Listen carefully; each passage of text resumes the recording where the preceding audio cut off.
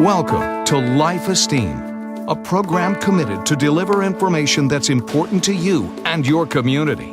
Your hosts are Nathaniel and Patricia Gadsden.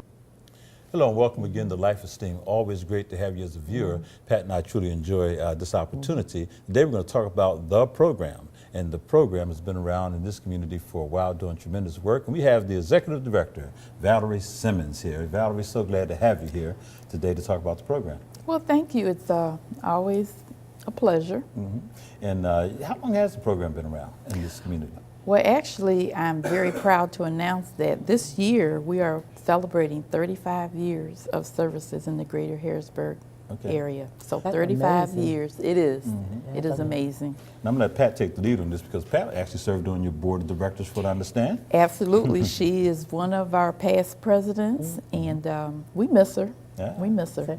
Well, also, you said here in the greater Harrisburg, does that also include Pittsburgh as well? Well, Pittsburgh was a corporate office that actually started the program back in 1979. 1979. Yes. What is the purpose of the program? What does it do? Well, our mission is to serve and support individuals who are involved in the criminal justice system, and primarily we serve women, children, and families. Okay. And when you say you serve them, what kind of things do you do, for the families? Well, because our population are mainly ex-offenders or individuals who are currently incarcerated, we provide a variety of programs that are geared towards helping them become self-sufficient. We help them with counseling, case management. We have HIV/AIDS education, and we also work with children because, as you know, children are 6 times more likely to become involved in crime if their parents are offenders as well. You know, it's interesting you said that because, as you indicated through the studies, how critical and important that is. And I know through the program, there were a number of youth programs. And talk about some of the things you do with the young people, with the citizens, to help support them. Okay. Well, first we have a program that is a program funded by the United Way of the Capital Region, Saturday Sessions. And Saturday Sessions is a parenting program, hands-on, and we provide programming for mothers, fathers, and children twice a month at the agency site at 1515 Dairy Street. And that program helps parents become better parents, to learn how to spend more quality time with their children, and to be a support system for their children academically. Now, do the parents and children meet together? They meet together. Okay. It's about a 4-hour program twice a month. And the first half an hour is a parenting support group. And while the parents are having this support group, the children are involved in various activities. And then the parents and the children come together and they do arts and crafts, they do journaling. And there's always a theme to each Saturday program. And it could be anywhere from physical activity, nutrition, discipline. The topics are very, very interesting, and they help both the child and the parents. Well, you know, you talked about the whole family. I know in recent years, when I was on the board, of course, we were primary target and population was mothers, or women, I should say. Yes. And you just recently had men. How long has that been? It's been about 2 years now that we finally decided to serve men. And how that came about was a couple women came to the program for services and were saying that they had either significant others or husbands who were at home watching television when they needed to be working. And a couple of the women said, could my significant other come with me? I'd like to bring him with me to the program and let him do what I'm doing, which is job searching or working on my GED. And from there, it just grew. How come husband and TV seem to always go together? I don't know. There's something about that, right? Yeah, there is. She always gets to me about that, right? Yeah. But you've been around for a number of years serving women. What is the primary reason, from your standpoint, or reasons that women find themselves in the criminal justice system? Well, there are a number of reasons, a number of factors why there are female offenders. These women have never been nurtured themselves. They have been involved in substance abuse, drugs, and alcohol. And a great majority of the women have mental health issues, and they are not on their medications, and they are definitely, believe it or not, they are incest survivors, and also they are victims of domestic violence. And when you put all these factors together, many of these women then do become involved in crime. Wow. I remember some years ago working with some of the women when you were at the Woodside Yes. Family Center. Yes. And that was kind of a somewhat transitional opportunity for them to do work release, family working, and then moving back into the community. And one of the things they would always comment about is that they would really somewhat uncomfortable or frightened going back into these same communities, because that's where a lot of this unfortunate behavior and some of the choices they made, they weren't favorable. But then you have another facility, though, to help that transition. Talk about that facility. Yes, we have another facility in Promise, in Steelton, and the name of that facility is Promise Place. And we've had that facility for many years, actually I think since 1997. But it wasn't until 2010 that we received funding from the Pennsylvania Department of Corrections. And we now operate Promise Place as a community corrections contract facility. And that facility enables us to serve 18 women who are returning from prison from the state system and or drug and alcohol programs.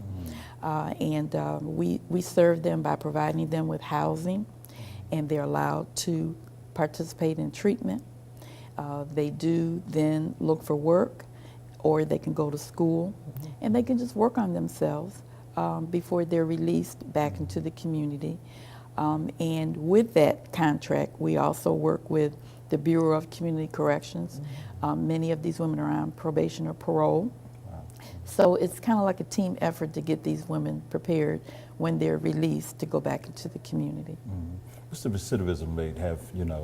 Obviously the program is doing great things and they're keeping women out of the system. Well, as we compare our internal recidivism rate to local, state, and national, it's anywhere between 46 to 87%, but the program's recidivism rate right now is 41.6%. Okay, very good. That is wonderful. So Yes. you're changing lives every day. We're changing lives every day. Yeah. Absolutely. You Absolutely. know, I served on the statewide committee that looked at children of incarcerated parents. Talk about the effect that incarceration, especially of mother, but mother and father, have on children. It's really devastating. And, there's a lot of research out there, not much when you want to talk about how many children actually have incarcerated parents. But it has been projected there are about 2.5 million children who have incarcerated parents or have parents who have been incarcerated and they're offenders. The impact is devastating because you have these children who are not being raised, not being parented, not being nurtured by their natural parents. And so these children are forced to either be in the foster care system, they either are being taken care of by child, what am I trying to say, relatives, extended Kinship family care. members, kinship care, thank you very much, and so forth. And these children really do not thrive. They're poor achievers in school many times. And they just really grow up not feeling very loved. And that's really one the primary mission of the program is to provide these children with some coping skills and some other skills to realize that they do have a purpose, and it's not their fault that their parents are not available to them at this time. And that's why many of our programs are all geared to get the family back together whenever physically it's possible. Now, one of the things we were sharing and discussing before we came on air is that one of the struggles that most nonprofits has is money and dollars to continue these programs and truly helping these families, okay, reintegrate and come together. What can the public do? How can they assist and help support you? Well, there are many ways. We have a board of directors that govern the agency, so we are always trying to increase membership of our board. And of course, with the board of directors, each board person brings to the agency resources, knowledge, expertise to help the agency then strengthen itself to become stronger, to help the families. And in addition, we're always looking for volunteers through our day program component. We're always looking for guest speakers for life skills. We feel as though that individuals that come for day programming who are looking for work, who are trying to get a GED, so we're looking for tutors, life skill presenters. Oftentimes we're looking for individuals who can transport someone to a job interview, someone who can sit down at the table and actually do a mock interview as we prepare these individuals to interview with potential employers is very important. And of course, we're always looking for monetary donations. Yes, absolutely. Yes.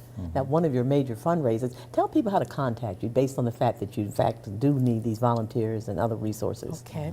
Well, right now, our website is going to be under development very shortly. We're going to update that. But in the meantime, you can always call us at our main office, 717-238-9950. Okay, you want to say that number again? Yes, 717-238-9950. We sure hope people will call because Yes. it's a tremendous agency. You do great work. Thank you. And we know that all of our agencies are struggling. I always envision if we had a community where these agencies didn't exist, so what would it matter, you know? Yours would matter, right? you know? Yes, it would. Yeah. It would matter. And you know, we're very unique in that I think that we are, not that I'm prejudiced, but I think that we're a prime example of collaboration. We work with so many agencies because we can't do it all. So we have many good working partnerships with many agencies that our clients are still in need of services with. Now, I also remember talking about collaboration. I remember some years ago, I'm not quite sure if this is still available, that a number of the women, I guess, and men, you help support them in finding employment. There are certain employers that are willing and able to look at and see these people as viable opportunities and have them come into their workplaces. Is that still something? That is probably one of our biggest goals, and that we are very successful at. Okay. We place every year approximately 150 individuals who need work. Great. And we have over 300 employers in our database that we work with, that we have established relationships in the past 20 years. Yes. That's beautiful. And so employers, one of the big concerns, we work a lot with the coalition called the Successful Ex-Offenders. And these men and women are constantly looking for jobs, and sometimes they're so discouraged because it seems as if some employers are saying, we just don't take, In fact, I took one gentleman to an interview, and I thought, yeah, this would be good because, I knew the agency the whole bit, but they said we have a policy. If they haven't been out of the system for 5 years, they won't even consider them. I said, wow, people need jobs now, But if it's their policy, it's their policy. So it's a daunting test, and it's a good thing to know that you do help people, But what is your read on employers? Are they changing? Are they beginning to see the light, or what? They are changing, and that's really what we do in the community is we do network with employers, and we actually try to educate employers. And if an employer receives a referral from our agency, then they know that this individual is coming prepared, has changed his or her life, and employers are, nowadays we find that they are giving people second chances and third chances. So we feel as though it's working. Fantastic. Absolutely. But coming through your program makes the difference, though. That way the employer knows this person's sort of been, they've been prepared, as you said, and that's good. Yes. Yeah. Because a lot Yes. of people, they show up, they don't know that you're dressed inappropriately, your language isn't correct, Exactly. your Right. attitude needs to be checked. That's right. right? That's right. So, yeah, good Yes. stuff. Yeah. So, as you look at, let's say, the next 10 years of your agency, where do you hope to involve? Because I know everything's a struggle, everybody's struggling, but I'm sure you have great hopes for your agency continuing and growing. What kind of things would you like to see in the next 10 years of your agency? Just to brainstorm. That's a hard I question. know that's a hard one. That's a hard question. More staff, bigger facility? Well, I think we just really want to make sure that we stay on task with our mission. Okay. Unfortunately, in today's times and in economic climate, which is poor, and as long as some of the unfortunate societal factors remain the same, which is poverty and discrimination and numerous others, unfortunately, I think we're still going to have people involved in the criminal justice system. Right. So we just hope that the program will still be there to provide everybody with those necessary tools. But we're also hoping to improve families, to make sure that families stay together and that they nurture each other, and that everyone can really afford to live somewhat comfortable in affordable housing, and strive just to do better economically and career-wise. Yeah, amen to that. People always say education is the key.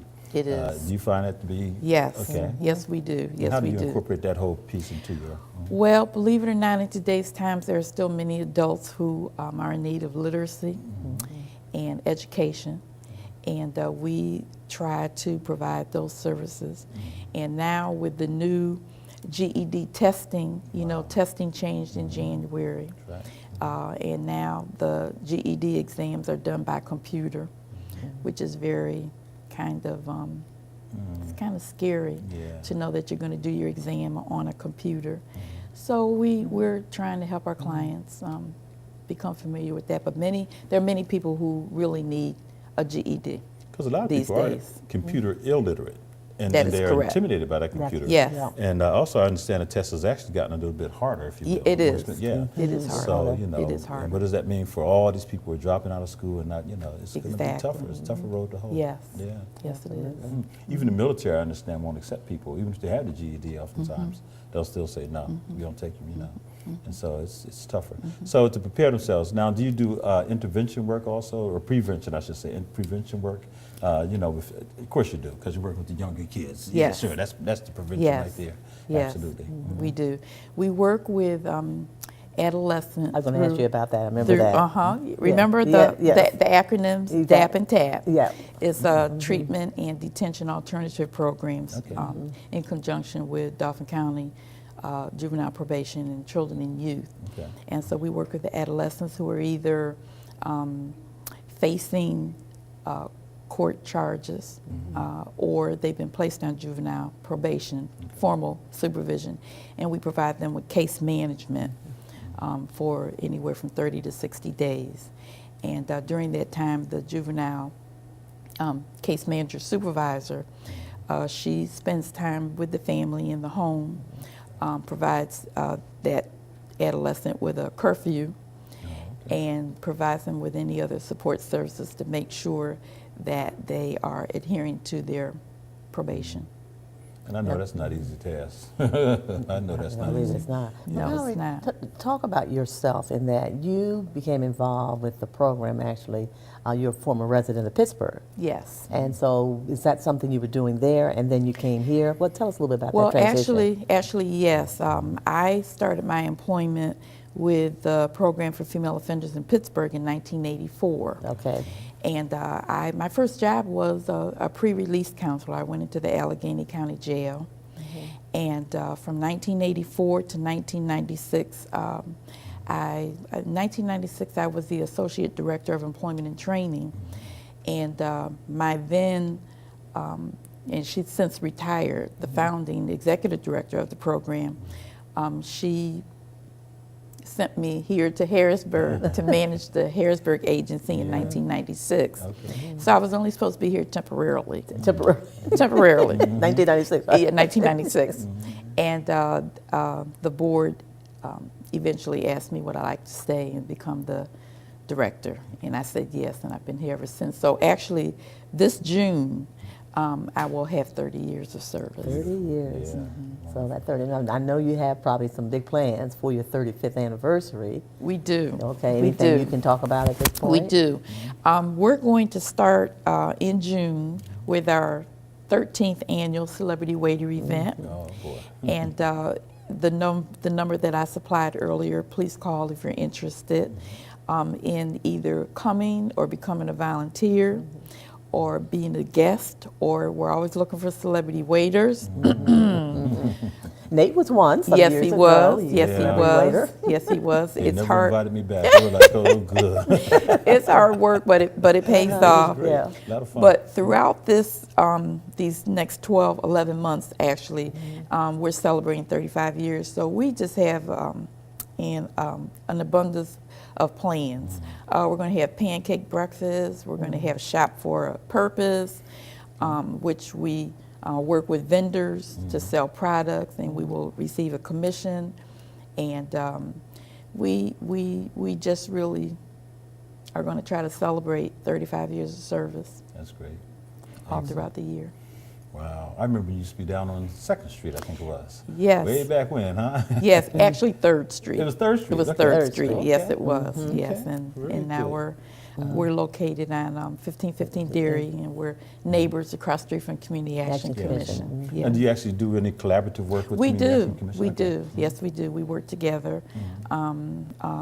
Anywhere from grants to, we have activities for clients. They Okay. also sponsor activities for clients, and we send our clients to each other's activities. So it's working out very well. That's fantastic. Yes. Now, you just did receive a contract with, and that was a DLC, did I get it right? Department of Corrections. Okay. Yes. Tell us a bit about that. Yes. Mhm. It's a reentry. We're going to be working exclusively referral based, working with families who are reuniting with their children after leaving the state system. Okay.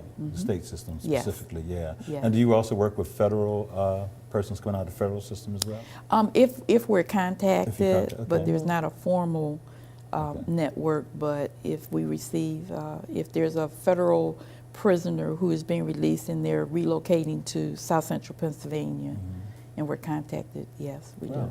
Yeah, interesting. There's so much to consider in this field because it's such a big one. And one of the things that turns that some people just can't cope with is that we're talking about sometimes difficult situations, right? And people who are very resistant to change. How do you deal with the person who comes into your facility and you think, you're giving this opportunity, but they're really difficult. They really don't want to change. I mean, have you had that kind of situation? I'm sure you have. Happen, and what can you possibly do? Very much so. Well, we think it's very important to establish relationships with people. We're talking about working with people who don't trust anyone, have never had a break in their life, and so it's very important to establish a rapport with people.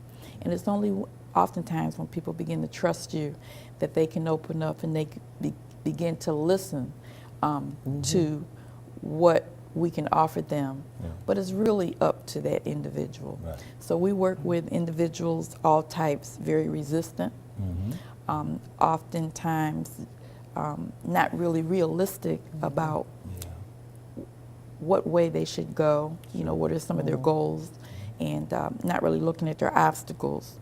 And that's why, we changed our name from the program for female offenders to the program It's About Change. Yeah. So we have that tagline, and we're trying to get away from the negativity of offender, and at the same time, we are about change, and we're trying to help people change their lives as well, and it's not easy, but we're very successful. We have many people who are very successful at changing their lives and living life a different way and Fantastic. staying out of the criminal justice system. That's Do you have women and men come back to you some years later and share some of the successes and things that are going well for them? We do, and we call them peer supports. All right. And we're talking individuals who may have been out of the system for many years. They're now supervisors, they're managers. They hire our clients if it is appropriate. And we have many women and men who come back to say, I did it. You know, I was a knucklehead, but I changed, and you can too.